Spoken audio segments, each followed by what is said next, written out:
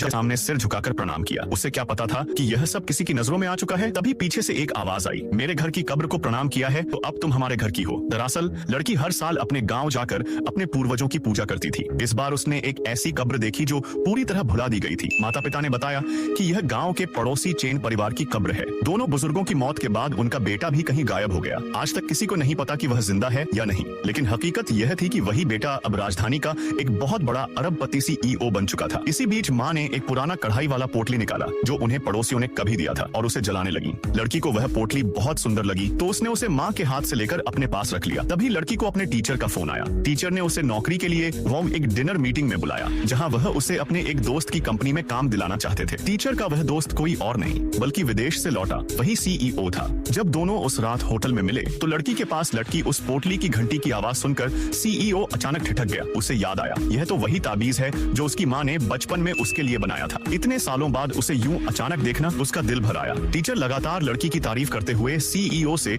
उसे नौकरी देने की सिफारिश कर रहे थे, लेकिन CEO की नजरें लड़की पर ही टिकी थी। उसने पूछा, तुम्हारा गाँव कहाँ है? फिर उसकी नजर लड़की की आंख के पास बने पुराने निशान पर पड़ी। लड़की ने बताया कि बचपन में उसे कुत्ते ने काट लिया था और पड़ोस के एक लड़के ने जान जोखिम में डालकर उसे अस्पताल पहुंचाया था। लड़की को बिल्कुल अंदाजा नहीं था कि उसके सामने बैठा यही CEO वही लड़का है। अब CEO को पूरा यकीन हो गया वह उसकी बचपन की वही प्यारी पड़ोसी लड़की है। उसने तुरंत उसे नौकरी देने के लिए हाँ कर दी और काम के बहाने उसका नंबर भी ले लिया। कुछ दिनों बाद लड़की का इंटरव्यू एक महंगे रेस्टोरेंट में रखा गया। लड़की को लगा कि खाना भी इंटरव्यू का हिस्सा है, इसलिए वह खुद पैसे देकर अच्छा इंप्रेशन बनाना चाहती थी। लेकिन जैसे ही उसने मेन्यू देखा, कीमतें देखकर उसके होश उड़ गए। हे भगवान, इतने महंगे खाने तो देवता भी नहीं खाते होंगे। शर्मिंदगी में उसने सबसे सस्ता डिश ऑर्डर किया, लेकिन CEO ने पूरे टेबल पर महंगे व्यंजन मंगा दिए। लड़की ने शायद पहली बार इतना शानदार खाना देखा था और भूख से टूट पड़ी। CEO उसकी मासूमियत देखकर मुस्कुराया और अपना खाना भी उसकी तरफ बढ़ा दिया। जब सैलरी की बात आई तो लड़की ने हिचकिचाते हुए 15,000 रुपए मांगे। CEO ने बस इतना कहा, घर जाकर इंतजार करो। लड़की कई दिनों तक जवाब का इंतजार करती रही